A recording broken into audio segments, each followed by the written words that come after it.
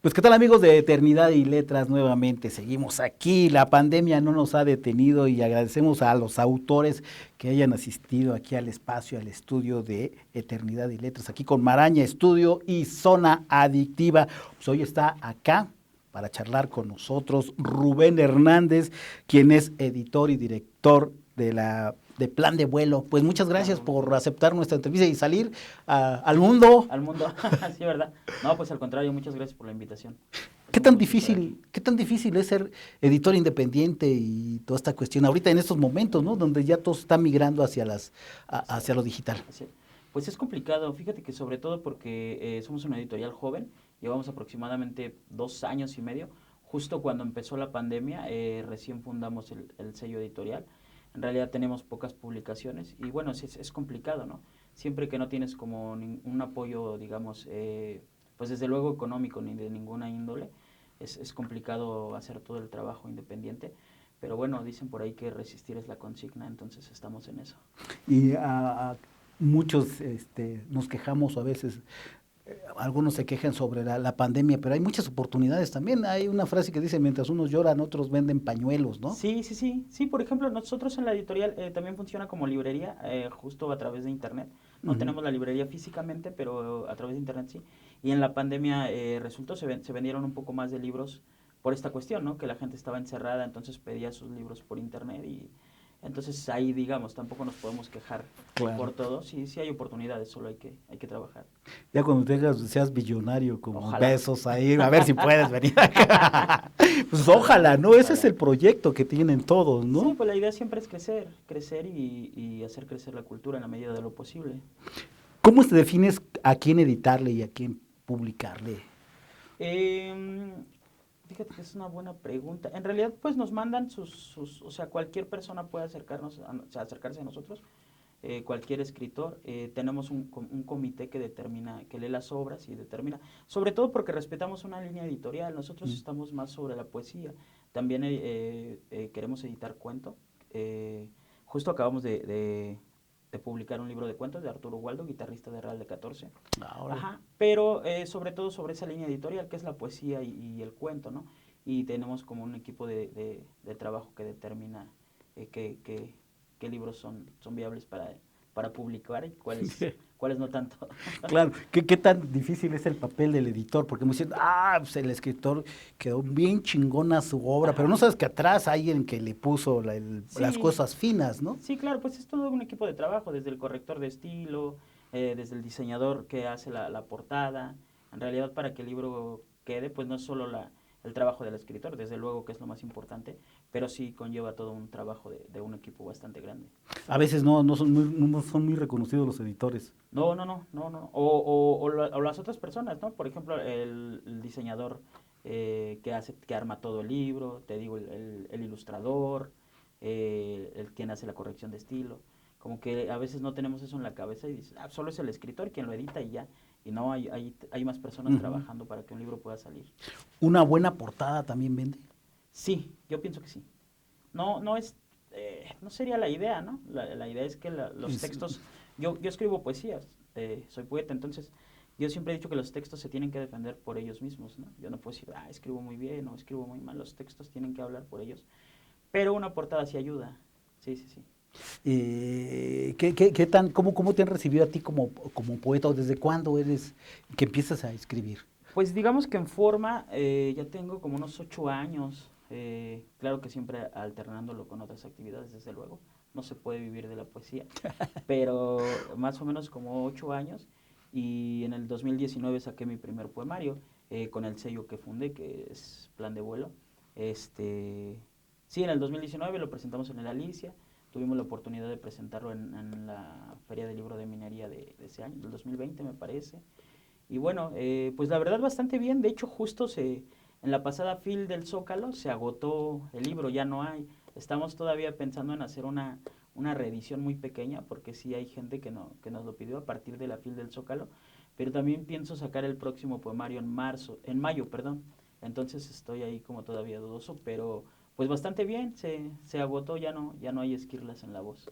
La fil de minería es muy difícil que una editorial independiente pueda entrar y más que nada es presentar un libro, ¿no?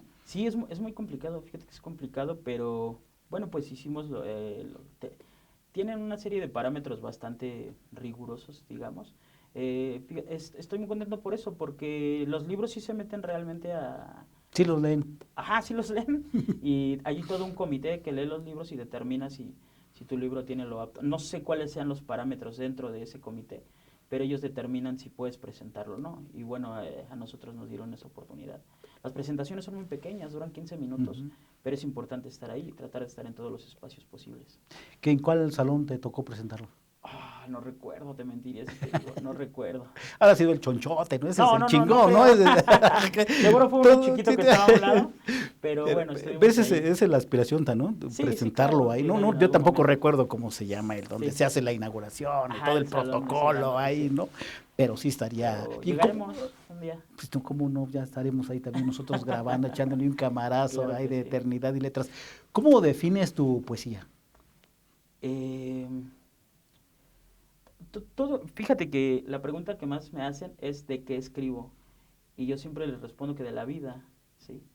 La respuesta puede ser ambigua, pero pues es eso, uno escribe de lo que le pasan, de las cosas que te pasan a ti. Decía por ahí Facundo Cabral que lo que te pasa a ti le pasa al mundo. Entonces es eso, desde tú los estados de ánimo que tienes, amores, desamores, pérdidas, pero también lo que pasa a la gente. Escribí un texto para los padres de Ayotzinapa, tuve la oportunidad de leérselos, por ejemplo. En las Esquirlas, por ponerte un ejemplo, hay un texto que saliendo de la casa, tu casa, atropellaron a una niña una vez, ¿no? Entonces yo salí y fue como muy fuerte ver como toda la escena. Escribí un texto de eso, ¿no? Que en realidad no es nada, digamos, personal, pero te toca las Es el cosas que están sufrimiento. pasando al mundo. Sí, y no necesariamente el sufrimiento, ¿no? Todo lo que ves. Yo pienso que para escribir se necesita leer y vivir. Entonces, La otra vez le preguntaba a alguien, ¿eres de lo que lees, de lo que vives y cómo actúas también, ¿no? sí, claro, claro, claro. Sí, yo te repito, yo siempre he dicho que para escribir se necesita leer y vivir, las dos cosas. Entonces, pues escribes de eso. Es importante el bagaje cultural, desde luego, pero es también importante el vivencial. Inclusive podría decir que tal vez un poco más. Entonces, pues escribe de la vida. Claro, hay muchos escritores que son de escritorio, valga la redundancia, y que triunfan un resto, es la mercadotecnia y la Sí, publicidad, ¿no? sí, sí, sí. Sí, pero pues fíjate que están, digamos, en su derecho. Una amiga me decía algo muy... Yo antes, hace algunos años, como que criticaba esa parte, hasta que una amiga muy querida me dijo, todas las voces son importantes. Tú haz lo que tengas que hacer y que cada quien haga lo que tenga que hacer, lo que quiera y lo que pueda, ¿no? Es como la música, hay quien no le gusta la cumbia, hay quien no le gusta el reggaetón, quien solo le gusta el rock o el blues. Todas las voces son importantes, ¿no? Escuchemos tu voz. Claro. A ver, ¿qué nos vas a leer? Este se llama He visto la muerte. He visto la muerte. He visto la muerte rondar mi casa, ocultarse en las paredes, en los muebles, sentarse en la sala. La he visto espantar al perro y jugar con los niños, quemar sus alas. No es como la describen, es una sensación de frío y miedo, sentirse acorralado todo el tiempo. Es pensar en alguien que aún no se ha ido con inherente nostalgia. He visto la muerte y quiere morderme, quiere un pedazo de mí, un trozo de mi alma. Yo, el más cercano a mi hermano, intento ahuyentarla. Trato que no se acerque, pero es desesperante. Cuando se aleja, él corre tras ella. Parece que la extraña durmiendo a su lado. He visto un suicidio acercarse e impregnar todo de una terrible tristeza. Hoy todo está bien. Ya estoy acostumbrado a su presencia. Solo espero que no se adelante, que no corte de tajo el curso de nuestra historia, que nos permita reír mientras llega la hora. Esto que acaban de escuchar se llama He visto la muerte de Rubén Hernández, que está aquí en De Eternidad y Letras. Todos hemos visto la muerte alguna vez, ¿no? Pero plasmada en la ausencia de un amigo. ¿Cómo superarla? No estoy seguro que se pueda superar. Me parece que más bien se aprende a vivir con eso, ¿no? Se aprende a vivir con la ausencia, porque en realidad la muerte no es el final de nada, podría ser el inicio, ¿no? Pienso que en cierto sentido podría estar sobrevalorada en el hecho del temor que la gente tiene a ella o estas cuestiones. Pero no es como que se supere, a mi parecer. Solamente se aprende a vivir con la ausencia y a convivir con el hecho de que la muerte está todo el tiempo ahí, ¿no? Dicen por ahí que cuando uno aprende o uno asimila, uno dice, ¿sabes qué? Pues nos vamos a ir todos, ya empiezas a vivir más plenamente, porque estás pensando, me voy a morir, no voy a hacer esto, pues sí voy a morir, ¿no? Pero pues hay que disfrutar este pequeño espacio que tenemos en este vasto universo, ¿no? Claro, ahorita que dices eso me recordaste el maestro José Cruz, es mi maestro, en una canción. ¿De 14? Sí, claro, sí. En una canción dice, la vida es para saber morirla. Me parece que esa frase es muy poderosa porque así debería de ser. La vida es para saber morirla. Hay muchos que viven estando muertos, dicen, ¿no? Claro, Que no disfrutan. claro, exacto. Yo entiendo esa frase como hay que vivir al máximo para al momento de morir, mueras como debe de ser, sin arrepentimientos y sin todas estas cuestiones, sabiendo que viviste, ¿no? No esperar la vida eterna y... Sí, no. Aquí está lo chingón. Aquí está acariciando al león y esas cuestiones, no. Aquí está no creo que suceda. El infierno y el cielo, sí, desde luego. Aquí están complementando. ¿Y cómo la vivas tú, no? ¿Cómo aprendes a vivir? ¿Cómo la lleves exacto. sin miedo? La cuestión es vivir sin miedo, ¿no? Sí. Vivir con miedo es realmente no vivir, yo pensaría, ¿no? Qué terrible es estar viviendo todo el tiempo con miedo de algo o miedo de que te vas a morir. Me parece que hay gente que vive de esa manera. Yo he conocido gente así y me parece que es una existencia muy triste. Esa cuestión de vivir con miedo, bueno, mi muy particular punto de vista es debido también a la religión, al catolicismo, ¿no? Que te dicen, no, vive bien, si no te vas a ir al infierno. Claro. Tú no tienes que golpes de pecho. Cuando también te liberas de eso, dices, no es cierto. No. Sí. Hay un cómico estadounidense que se llama George Carlin, tiene un monólogo muy bueno donde, no lo cito textual, pero él dice, si no te portas bien, te vas a ir al infierno, donde vas a sufrir una eternidad y el diablo te va a estar picando con su trinchete, no sé qué. Eso te lo dice Dios, pero Dios te ama, ¿no? Entonces es un poco eso lo que nos enseñó la religión, a tener miedo. Por eso es importante desaprender eso. Aunque es más difícil desaprender que aprender, claro. Es importante desaprender esos silogismos falsos que nos vendieron desde niños. Así es, ahí hay una, no sé cómo se le pueda llamar lo que hizo Carlos Martínez Rentería, haciendo una alusión a los 10 mandamientos, ¿no? Pues aprende a vivir, entonces qué chingonería de ese cuate, ¿no? También otro de Papasqueiro, el argentino, también habla sobre la religión y cómo tienes que vivir, cómo tienes que deshacerte de esos yugos mentales que tienes, ¿no? Porque nada más es mental. Sí, nada más es mental. Sí, desde luego. Acabo de leer una frase, no sé si es de Sabina, seguramente podría estar equivocado, pero dice, ya estuve investigando y en todas las religiones me voy a ir al infierno. Entonces es un poco así. Pues ahí están todos los cuates, ¿no? Sí. ¿Qué buscar para otro lado? Te vas a quedar solo, ¿no? Sí. Como el excluido cuando vas a la escuela y hasta atrás, ¿no? Sí. Pues hay que estar enfrente con los cuates. Sí, porque si seguimos su dogma o sus reglas, yo sí pensaría que en todas las religiones me voy a ir al infierno, sí. ¿Qué te parece si hablamos después del próximo, del corte que viene, hablamos sobre el infierno y todo eso, si es que existe, o cuál es tu infierno, ¿no? Porque cada quien tiene su propio infierno. Sí, desde luego. Entonces, pues, no se vayan, estamos aquí con Rubén Hernández, que nos está platicando sobre su trayectoria, su poesía, nos está leyendo su poesía, los planes que trae, ser editor y todo eso.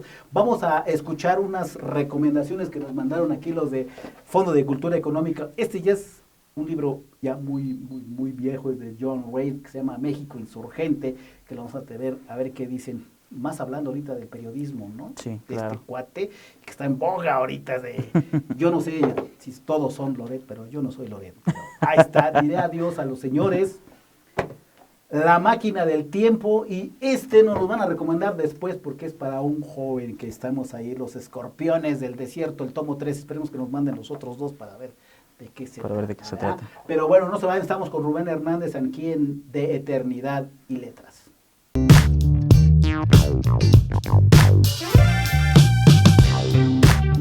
Hola amigos de Eternidad y Letras, soy Aura y en esta ocasión les voy a recomendar México Insurgente, publicado en 1914 por John Reid, con el cual logró ser reconocido en el mundo como el mejor reportero de guerra. En México Insurgente, el escritor estadounidense narra una serie de crónicas en torno a la Revolución Mexicana. Entre ellas, el enfrentamiento entre campesinos rebeldes dirigidos por el Centauro del Norte, Francisco Villa, contra el ejército mexicano. Por caminar entre batallas de la Revolución Mexicana, el escritor John Reed es fiel a los hechos y con una gran fuerza narrativa, lo que lo ha convertido en una obra de referencia en el campo de periodismo literario. Cabe destacar que originalmente México Insurgente era una serie de artículos publicados para el Metropolitan Magazine, mientras John Reed vivía con los rebeldes mexicanos, siendo amigo de Pancho Villa. En Diré adiós a los señores, la vida cotidiana en la época de Carlota y Maximiliano, Orlando Ortiz nos presenta el acontecer en la sociedad mexicana en diferentes facetas. El resultado es un complicado mosaico en que conviven en abrupto contraste los más disparatados estilos de vida, desde los más exquisitos refinamientos cortesanos que las familias de abolengo copiaron de modelos europeos, hasta la vida cotidiana de la ciudad y el campo, incluidas los ámbitos castrenses y burocráticos. Bueno, amigos de Eternidad y Letras, hasta aquí las recomendaciones que nos mandaron nuestros amigos del Fondo de Cultura Económica México Insurgente de John Reed, y Diré adiós a los señores, la vida cotidiana en la época de Maximiliano y Carlota de Orlando Ortiz. Nos vemos en la próxima. Hasta luego.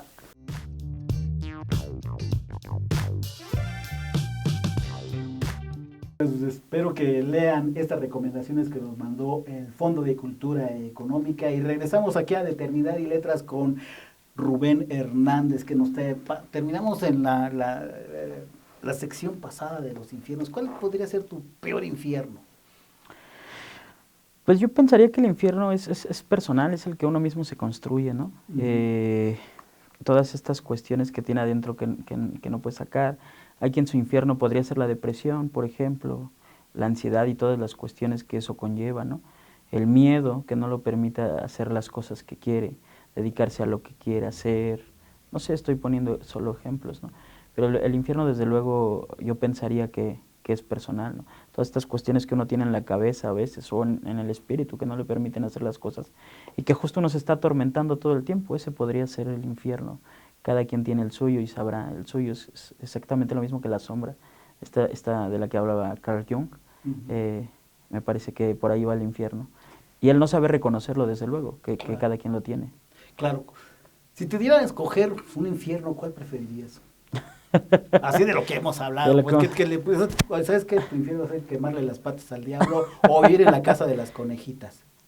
Estaría, o las dos cosas. O las dos cosas, porque eso de la caspa del diablo está muy fuerte, sí, ¿no? Sí, está más complicado, sí, algo más tranquilo. Algo más tranquilo, ¿no? No sé, es difícil, pero me parece que todos vivimos un poco nuestro propio infierno, entonces con eso nos alcanza. ¿Qué tan difícil es? ¿Por qué seguir aferrándose por ejemplo, al proyecto, al tuyo? A veces dices, ¿por qué le haces? ¿Estás loco? Uh-huh. Si no te deja, no puedes vivir de eso.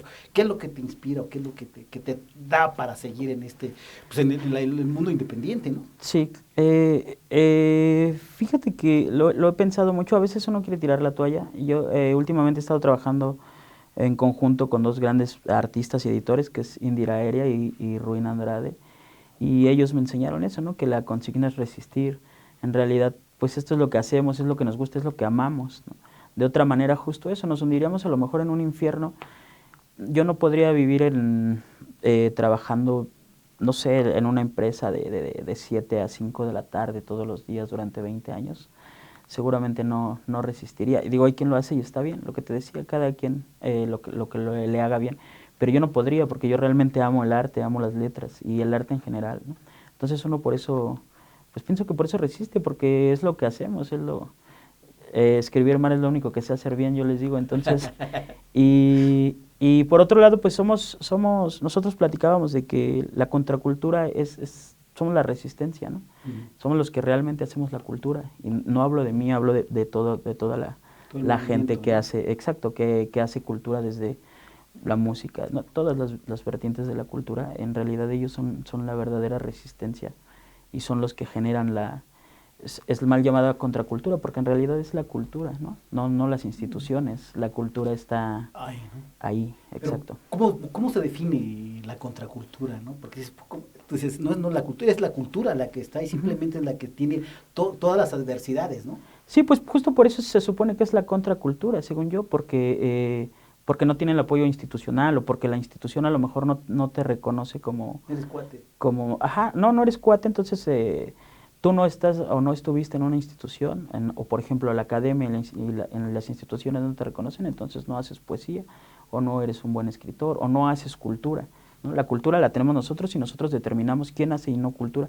Entonces por ahí viene el hecho de la contracultura, ¿no? Pero no es así, la cultura es... Hay muchos que resisten y que se ha visto a través de la historia en la contracultura, pero desafortunadamente llega una edad que necesitas de los demás y a veces te olvidan por quienes hiciste todo esto, ¿no? ¿Qué hacer? Hay que prepararse también para la vejez, ¿no? Porque vamos a llegar a viejos y si sigues en esto sin poder tener dinero o algo así, es difícil. Sí, claro, es complicado, pero bueno, uno al principio asume los riesgos y es consciente de ellos, ¿no? Eso por un lado, lo que te decía, hay que saber vivir para saber morir. Entonces eso por un lado y por el otro, desde luego hay que ser inteligentes también y buscar otras vertientes, ¿no? No te puedes abrazar a la bandera de la cultura o de la contracultura y arrojarte al vacío, ¿no? No, también hay que pensar que vamos a llegar a la vejez y necesitamos, o simplemente ahorita, ¿no? No se puede vivir simplemente del arte, entonces existen otros caminos, pero siempre tomando en cuenta que esto es lo que nos hace vivir realmente. ¿Cuánto es el tiraje, por ejemplo, mínimo para una edición? Nosotros hacemos tirajes muy pequeños, que son de 300 a 500 libros, ese es nuestro tiraje, somos muy... El Esquirlas, por ejemplo, sacamos 300. Acabamos de sacar una reedición, que es la cuarta del libro de Arturo Waldo, 2 libros de él, y solamente sacamos 100 libros, porque ya es la cuarta reedición. Entonces son tirajes muy pequeños realmente, lo máximo son 500 libros. Uh-huh. ¿Cómo te gustaría que te recordara la gente, ¿no? Porque a veces dices, ya pasé a la historia porque estás en algunos espacios, ¿no? Pero a veces toda esta vastedad de información, a veces uno se pierde. ¿Cómo te gustaría que te recordara? Pues más que como un poeta o un buen poeta o un buen editor, me gustaría que me recordaran como alguien que tuvo el valor de hacer lo que le gustaba y de afrontar la vida de esa manera, así. Es difícil hacer eso, ¿no? Sí, es complicado. Las ferias de los libros, qué tan importante, más la del Zócalo, ¿no? Uh-huh. Que acabas de pasar en octubre, que afortunadamente se llevó a cabo, pero la organización a veces no deja que muchos no se puedan poner por el simple hecho de no considerarlos, como dices tú, cultura, ¿no? Uh-huh. Sí, es complicado, pero pues hay normas como eso, ¿no? A veces uno tiene que entrar. A mí me parece que la FIL del Zócalo, ellos en especial son muy incluyentes, por decirlo así. En general no es muy complicado poder tener un stand o presentar tu libro. Las presentaciones de los libros sí son más complicadas, sobre todo por el espacio. Son muchísimas editoriales independientes los que quieren estar. Todos quisieran presentar un libro. Es una cuestión más de tiempo. Si tú me preguntas, yo diría que la FIL del Zócalo es bastante más abierta en ese sentido, a diferencia de minería, por ejemplo. Minería sí es una cuestión muy difícil y muy cerrada. Ahí va el varo. Sí, está complicado. Ha cambiado bueno, no tiene mucho que la pandemia no se hizo una feria del libro del 19, ¿no? El 20, el 19 no se llevó a cabo. Ajá. ¿Cambió la organización a partir de que Paco Ignacio Taibo la deja y se va al Fondo de Cultura? No lo sé. Fíjate que nosotros, por ejemplo, esta feria del libro fue nuestra primera experiencia como expositores, ¿no? Desde luego siempre como público. Entonces no te podría decir con sinceridad si cambió o no, porque yo no tengo la experiencia anterior. Lo que sí me queda claro es que esta FIL, por ejemplo, hablando de números, es la FIL que más ha vendido libros en toda la historia. Y eso desde luego nos tiene que decir algo, es marcador de algo. También tiene que ver con la pandemia, supongo. La gente estaba ávida de salir, de leer, de encontrarse y reencontrarse con la cultura. ¿Cómo se debe llegar a la gente? Pues la poesía, ¿no? Porque uno se va sobre la poesía melosa de los clásicos, ¿no? Uh-huh. Pero hay otro tipo más humano, ¿no? Porque sí. Hay el cuate que Pablo Neruda que recitar, ¿no? Y que hicieron su película. Te vas a decir, eso es muy melosa, no me gusta. y te enfrentas a otra que es más real, más de evidencia, como tú dices. ¿Cómo hacerle llegar a la gente eso? Pues por ahí decían que si escribes desde lo personal eso lo convierte universal. Entonces me parece que es un poco es complicado. La poesía yo pienso que es el género literario que menos se vende y menos se lee. Yo pensaría eso. Entonces es complicado llegarle a la gente realmente. La mayoría de la gente tiene esta idea que decir poesía es, ay, te regalo esta flor, te quiero corazón. Y pues realmente no, la poesía es mucho más que eso. Pero el subconsciente o el inconsciente colectivo sí tiene en general esta idea. Entonces es complicado, pero yo he tenido la experiencia de que la gente me dice, me identifiqué, por ejemplo, con el texto de He visto la muerte. Todos hemos tenido una pérdida o hemos estado al borde de la muerte en algún momento, ¿no? Ese tema lo hace universal, entonces a la gente le conecta esa cuestión. Me parece que desde la sinceridad absoluta a la hora de escribir, desde vertirte en el papel tal y como eres, eso puede hacer que conectes con las personas. Se vale, ¿cómo es el proceso de escribir? Tú vas redactando y vas leyendo y relees de nuevo para ir acomodando, porque a veces una palabra mal acomodada dice diferentes cosas. Sí, lo que dices, el escribir poesía, sobre todo a nosotros nos decía el maestro José Cruz, que es como ir creando un edificio, ladrillo por ladrillo, y luego dices, no, no bueno aquí, pues hay que quitarlo y poner otro, es palabra por palabra. Pero los procesos creativos son muy distintos, hay quien se sienta, yo conozco muchos amigos escritores y poetas, quien se sienta realmente todas las noches a escribir, así, hay quien no, eso sería lo ideal, ¿no? Porque es el oficio de escritor es poder hacerle un texto a la lámpara, ¿no? Porque ese es realmente tu oficio. Pero es complicado y cada proceso creativo me parece que es distinto. Yo, por ejemplo, en general no me siento a escribir como tal. Son ideas o sé de lo que quiero hablar. Entonces sé cómo quiero empezar el texto y cómo terminarlo, pero me falta todo el texto. Entonces lo voy trabajando desde que voy en la combi, voy pensando, por decirte algo, ¿no? O hay textos que salen solos, que realmente algo te conmueve y de pronto empieza como el dictado automático en tu cabeza y empiezas a hacer el texto, ¿no?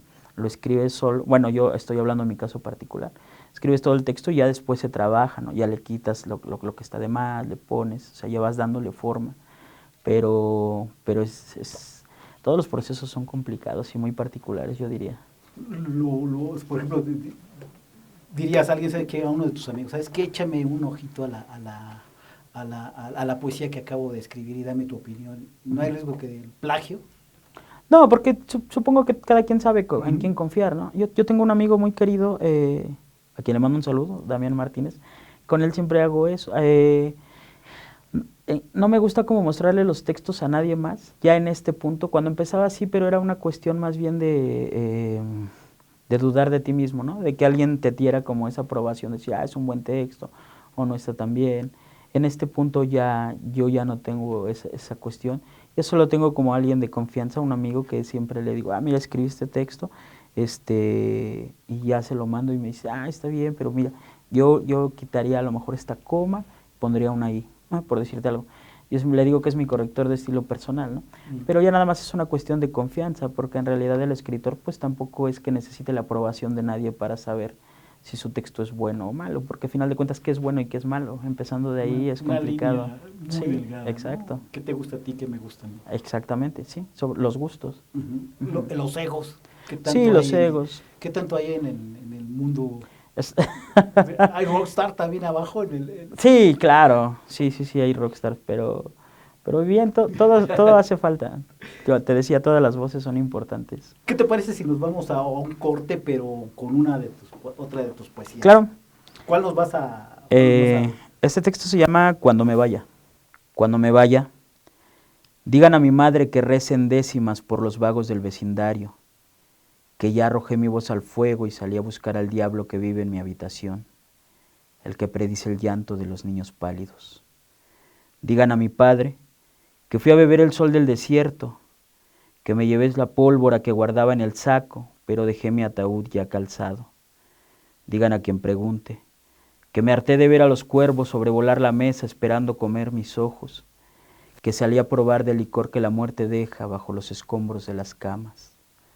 A mi hermano le dejo las plumas de halcón que me fueron dadas, envueltas en la resina de un poema, en las manos de una santa. A ella dejo la foto de mi sombra prendida al espejo, para que el viento la acaricie de vez en cuando, para que sus manos tengan donde llorar.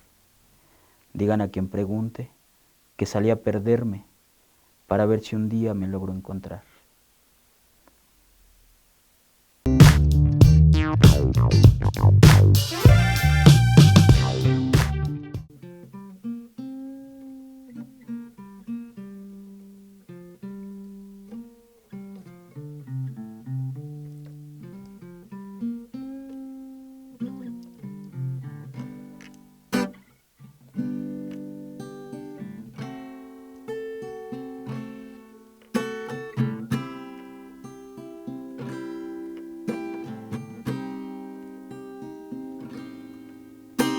Andar sin caminar, reír y no brillar, el tiempo y su valor, sublime construcción.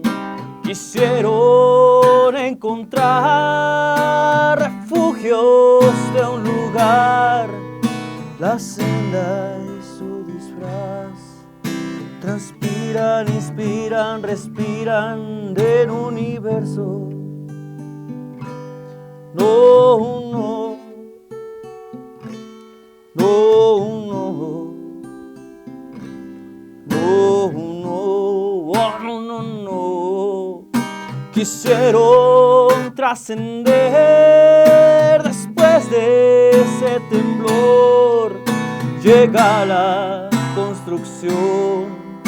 Suspira, transpira, inspira el universo. No, no, no, no, no, no, oh, no, no, no. Y ahí donde contábamos las rocas, por encima de la luna, por encima del cielo, aquel espejo viento fue despeinando lentamente las entrañas del piso. Libremente fuimos volando con aves cual caireles transparentes, ya no banderas, solo panteras rugiendo al fondo de la noche. Quisieron trascender después de ese temblor. Llega la salvación, suspira, transpiran, inspiran el universo. No, no, no, no, no, no.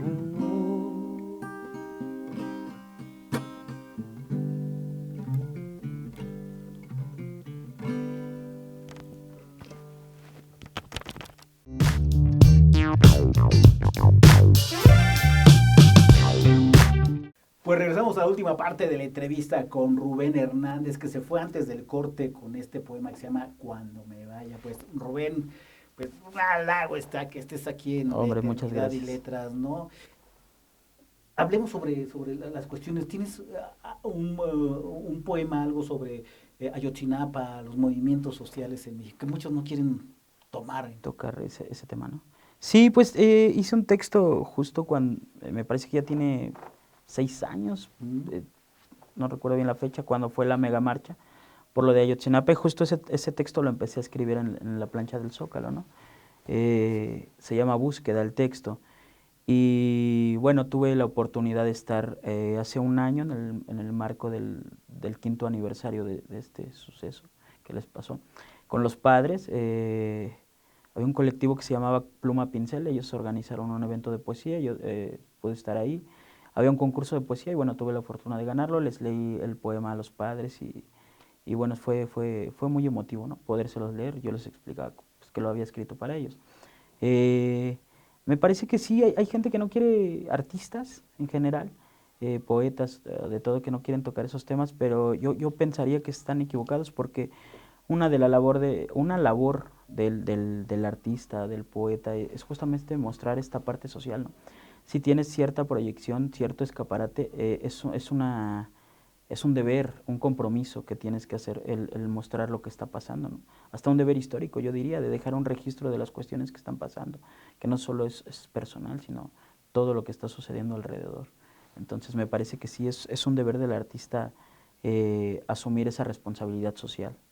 No ha llegado la justicia, parece que en México nada más hay No. más impunidad que justicia, porque ahí está la verdad histórica de Claro. los que fabricaron toda esta cuestión. Están campantes y Sí. ya muchos otros van a ser funcionarios públicos y no pasó nada, ¿no? En Sí. cambio, se les estigmatiza el movimiento de los padres de Ayotzinapa, ya Sí. se está desviando también por otra línea de investigación esto y creo que Sí. nunca se va a aclarar, ¿no? Sí, pienso que la verdad nunca se va a aclarar y pues eso es triste, pero es en el país en el que vivimos desafortunadamente. Hay muchos funcionarios que se cansan, ¿no? De investigar. Sí. Se cansan de hacer tan bien su trabajo. Que se cansan de hacer bien su trabajo. ¿Cómo ves el movimiento, los movimientos feministas ahorita en el mundo? Pues me parece que es importante todo lo que están logrando.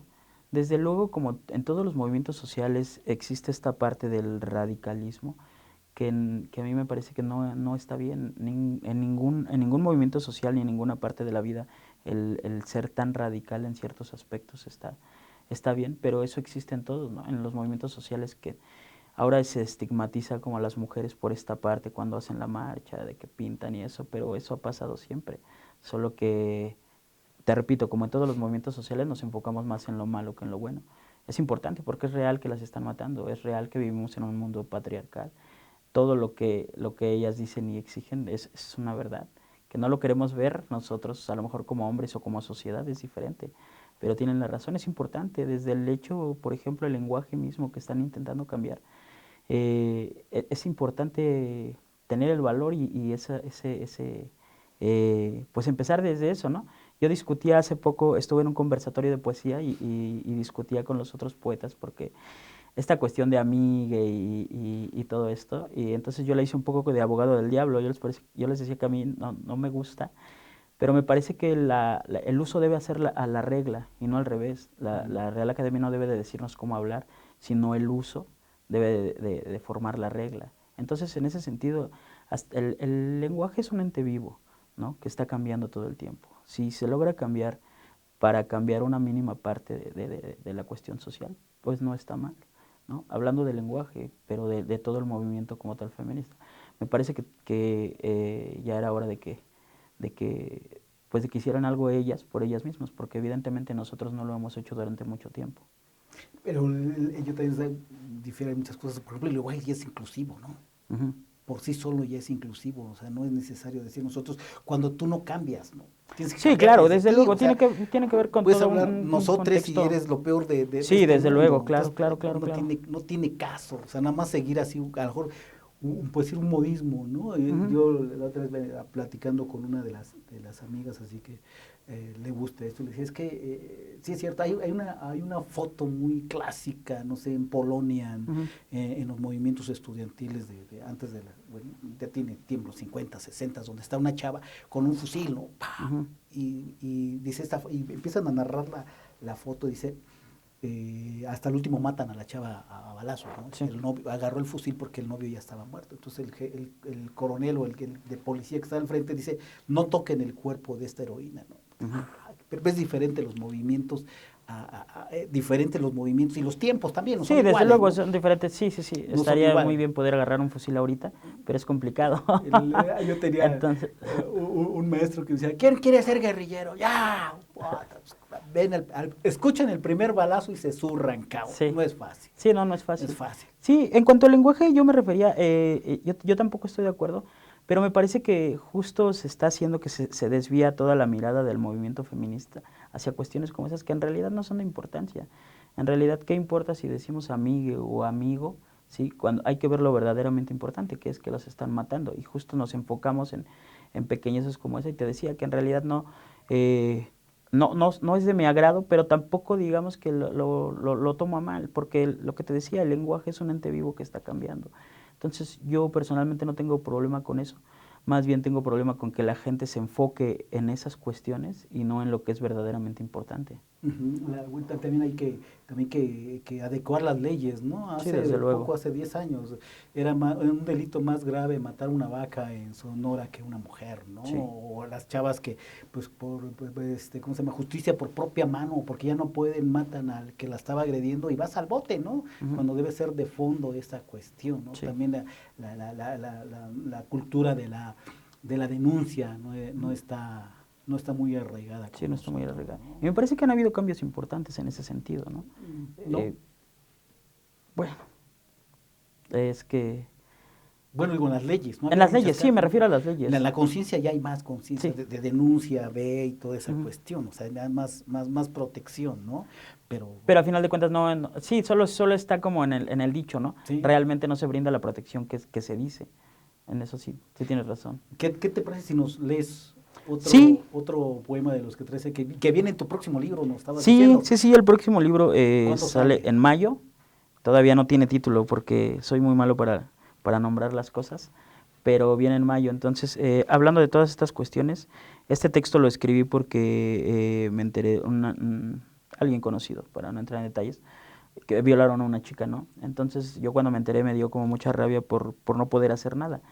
Lo único que pude hacer es escribir un texto que, lo que te decía, asumir, no quiere decir que eso va a cambiar nada, pero asumes la responsabilidad de poner ahí las cosas que están sucediendo, que a veces la gente voltea para otros lados y hace como que no las ve, ¿no? Entonces uno debe de asumir esa responsabilidad, por lo menos de plasmarlo y de decirles que sí están pasando las cosas. Antes que leas eso, así es algo que uno voltea a ver, híjoles, ahorita hay lo más grave, ahora lo grabas y lo pones para conseguir más like, que es peor todavía. Sí, eso ya es. Eso ya es una estupidez y ya raya en otras cosas. En otra cosa. Bueno, pues Sí. vamos a escucharte. Claro que sí. Perdón por las noches de soledad en donde no estuvimos para velar tu espalda. Rabia y vergüenza es lo único que desayunamos esta mañana.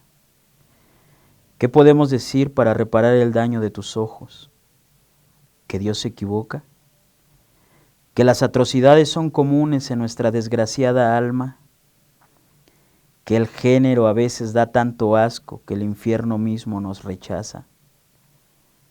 ¿Quién puede ser digno siquiera de sonreír cuando tu herida a todos nos sangra? ¿Quién podría mirarse a los ojos y llamarse hombre sin sentir la tierra en la lengua?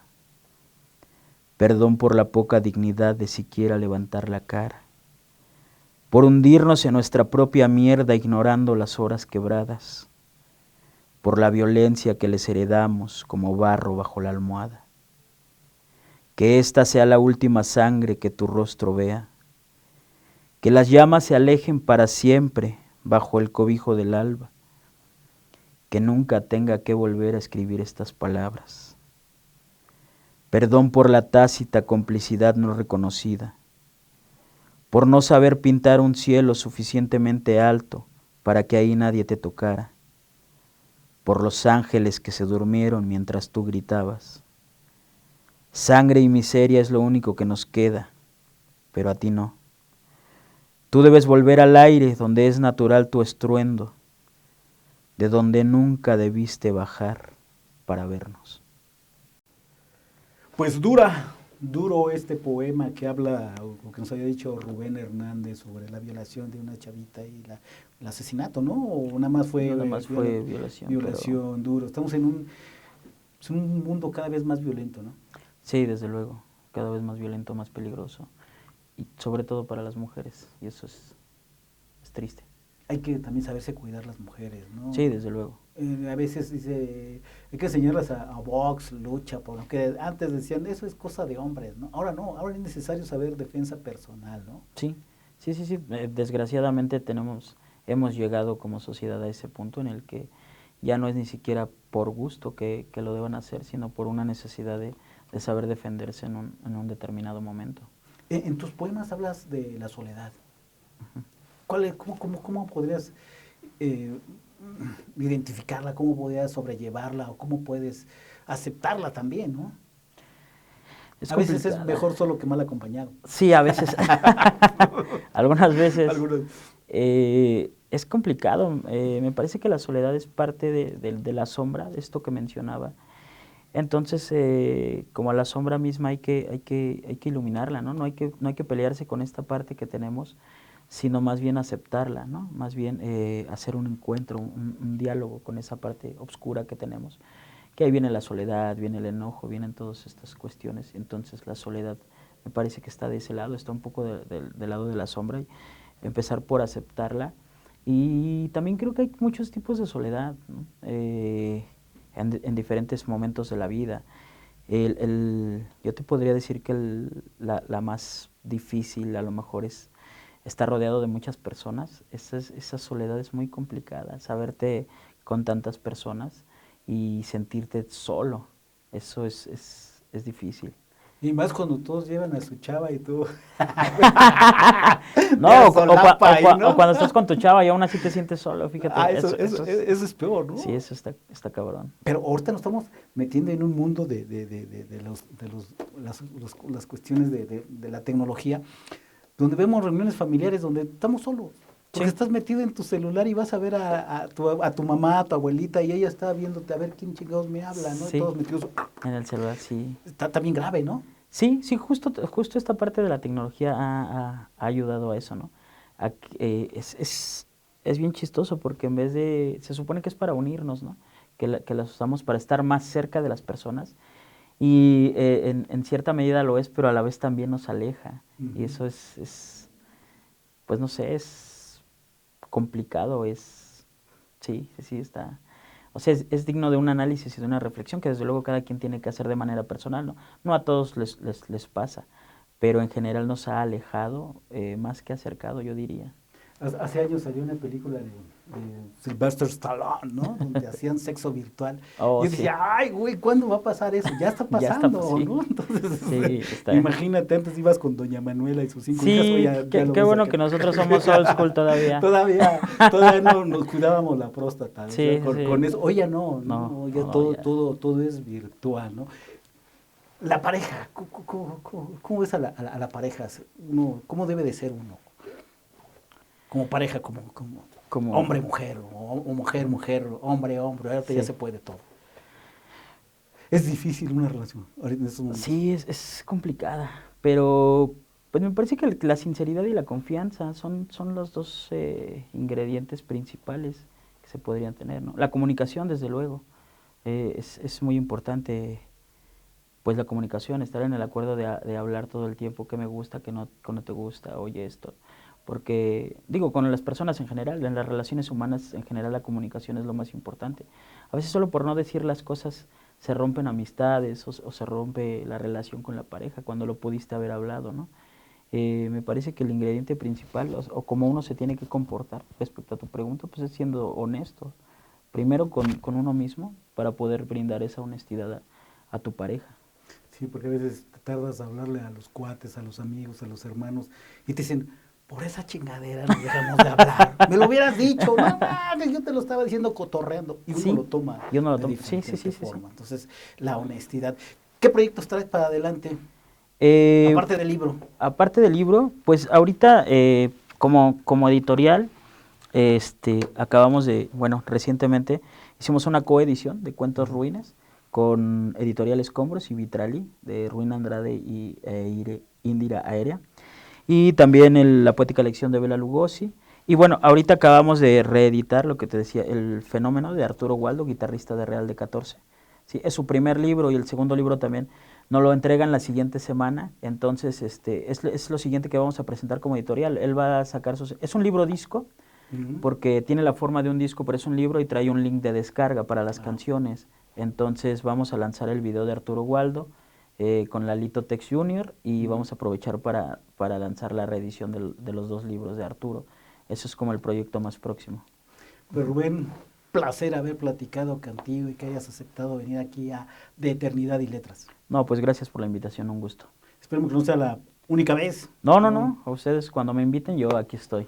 Pues muchas gracias, nosotros nos vamos y los esperamos en otra entrevista en Eternidad y Letras con alguien que ya pasó a la historia. Nos vemos hasta la próxima.